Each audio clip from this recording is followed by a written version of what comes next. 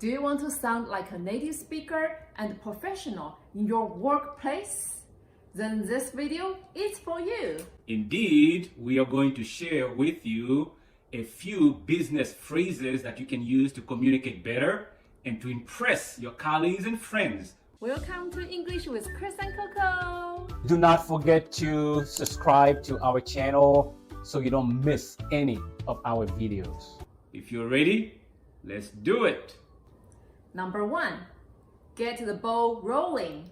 To get the ball rolling means to start, to begin a project or an activity or a conversation. So if it's okay with you, I thought I'd get the ball rolling with a personal story. I know I've got to get the ball rolling on the organ donations right away. Number 2, think outside the box. To think outside the box means to think creatively, not always following the standards, the usual methods. Sometimes you have to think outside the box. I encourage all my officers to think outside the box. Number 3, the bottom line. The bottom line is the most important point or the final result, usually related to finances or decisions. The bottom line is, we want to get you all some relief. What? No, that's the bottom line. Nobody gets hurt. Number 4, hit a home run. If you hit a home run, it means you achieve great success. This came from the sport baseball, when the pitcher hits the ball and goes all over. So that's a home run. So if you hit a home run, you achieve great success. We hit a home run for the president today. By golly, I think the president has really hit a home run on this one. Number 5, seal the deal. If you seal a deal, it means you finalize an agreement, something you've been working on for weeks or years, and then you finally get it done. You have a wedding and a reception to seal the deal, period. But believe me, that is not how he wanted to seal the deal. Number 6, go the extra mile. If you go the extra mile, it means you put in extra effort to achieve a goal. You don't have to go the extra mile. Sometimes you gotta go the extra mile with patience. Number 7, raise the bar. To raise the bar means to set higher expectations and standards. So if your team is usually happy with average work, but you want them to do better, you raise the bar. Maybe they want us to raise the bar. All I'm saying is, why not broaden the playing field? Raise the bar a little. Number 8, take ownership. If you take ownership, it means you take responsibility for something and you ensure that it is done. Mr. Martin's corporation recently took ownership of the collection in question. But I can really only take ownership for the first part. Number 9, cut corners. If you cut corners, it means you usually use the easiest and quickest ways to do something, but usually it is not the right way to do it. So, yeah, I'm sure you can understand our need to cut corners around here. Well, I guess you have to cut corners with the real estate market the way it is. Number 10, stay on track. If you stay on track, it means you stay focused and you are not distracted by anything. If you stay on track, next year this could be yours. Can we just stay on track here, Bradley, for a minute? Number 11, behind the scenes. If you do something behind the scenes, it means you do it in the background. Usually the public doesn't see it, but you're putting a lot of work that people don't see in the background. The behind-the-scenes details in your book were amazing. Let me assure you, Dr. Harris, that behind the scenes we are doing everything possible. Number 12, hit the ground running. If you hit the ground running, it means you are ready for work, usually a new activity with passion and energy. The rest of you stop crying and figure out how we're going to hit the ground running in 3 weeks with new work. But I thought the plan was to hit the ground running. How you gonna... Number 13, keep me in the loop. If your boss tells you keep me in the loop, usually they're asking you to keep them updated on a situation or a project. Well, please keep me in the loop. He's going to run the business of it, and then he'll keep me in the loop, right? Number 14, learn the ropes. If you learn the rope, it means you are learning the new skills that are required for a new job. Usually if you're new somewhere, you're gonna have to learn the ropes. Now, I don't need to learn the ropes around here, you feel me? Listen, mate, you're only here to learn the ropes, okay? Number 15, cut to the chase. To cut to the chase means to get directly to the main point without any useless details. Well, let's just cut to the chase, shall we? Anyway, I will cut to the chase. Number 16, be on the same page.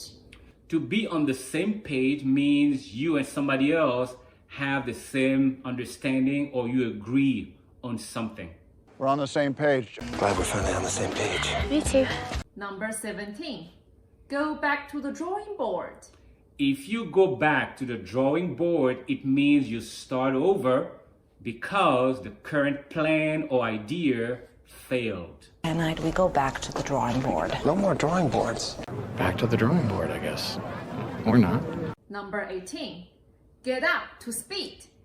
If you get up to speed, it means you learn all the new information or skills in order to catch up with something that you may have missed. I just want to get up to speed on a couple of things. Ever since I inherited Williams Corporation, I've been trying to get up to speed. Number 19, at the end of the day. At the end of the day means ultimately, like when everything is done and considered. For example, at the end of the day, I am the boss, so it is my decision. Look, at the end of the day, it's none of my business. I get it. But at the end of the day, it is my damn decision. Number 20, big picture. The big picture is the overall situation, the most important thing in a project or a situation, not small details. Cindy, you are missing the big picture here. You just focus on this case, try your best not to screw it up, and leave the big picture to me. Number 21, call the shots. If you call the shots, it means you are in charge, you make decisions. Oh, no, it's your child. You call the shots. I call the shots. And I'm sorry if you don't like that. Number 22, buy the book. If you do something by the book, it means you follow the procedures or the rules, the regulations, exactly the way they are. My methods aren't by the book. It basically says that everything we did was done by the book. Number 23, touch base. To touch base means to contact somebody briefly, to update them on something or to discuss something. I just wanted to touch base before I go to the Catskills. I can touch base with you a lot more easily if you're staying with me than... God's sake, Wilson. Number 24, move the needle. If something moves the needle, it means it has a significant impact or change. Movement has been the one that has moved the needle. One free case is not going to move the needle, no matter how worthy it is. Number 25, get down to business. If somebody tells you, hey, let's get down to business, it means let's talk about the most serious issues instead of those useless details. Anyway, let's get down to business, Michael. Now, you want to get down to business or do you want to keep playing? Beat the clock. If you beat the clock, it means you finish a project, for example, before the deadline. You beat the clock, everyone else will beat the doctors. All we need to do is beat the clock by 1 second. Number 27, game plan. A game plan is essentially a plan to achieve something. It was a game plan, but it never included airplanes. By the way, I think our game plan worked. Number 28, play it by ear. To play it by ear means you do something based on the information you receive instead of making a fixed plan. I do. I don't know, take the orders, play it by ear. You know, we should just play it by ear for a little bit and see what happens. Number 29, put something on the back burner. If you put something on the back burner, it means you delay it because it is not a priority. There are other more important things to do. Put this on the back burner until Travis is in custody. But I just started a new job, and dating's been on the back burner, and Number 30, call it a day. To call it a day means to stop doing something, to stop an activity. Like now, for example, honey, can we call it a day? Yes, let's do it. Oh, well done, that's it. Time to call it a day now. My feet are hurting. We'd better call it a day. This is the end of the video. We hope you learned something new today and use those words in your workspace. If you like our video, please don't forget to subscribe to our channel. See you next time. Bye.